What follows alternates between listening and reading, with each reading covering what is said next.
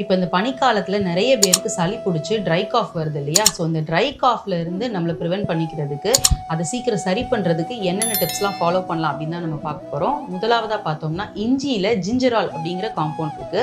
So இது try cough மற்றும் காஃப வந்து குறைக்கிற தன்மை இருக்கிறனால, 1 இன்ச் இஞ்சிய தோல் நீக்கிட்டு, நல்லா சாறு எடுத்துட்டு 5 நிமிஷம் கழிச்சு அந்த தெளிவு நீரோட 1/2 லெமன் இருக்கு இல்லையா? அதோட ஜூஸ் கலந்து 1 ஸ்பூன் தேனும் கலந்து குடிச்சிட்டு வரையில ட்ரை காஃப் வந்து குறையும்.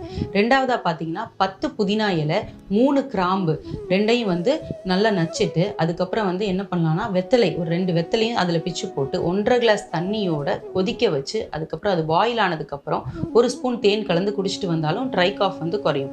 ஃபைனலா பார்த்தீங்கன்னா, ஒரு 10 புதினா இலை, அப்புறம் 3 கிராம்பு, அப்புறம் ஒரு 2 சிட்டிகை மஞ்சள் பொடி இதெல்லாம் சேர்த்து ஸ்டீம் மாதிரி நல்லா தண்ணிய கொதிக்க வச்சு ஆவி பிடிச்சிட்டு வரையில ட்ரை காஃப் வந்து படிப்படியா கண்டிப்பா குறையும்.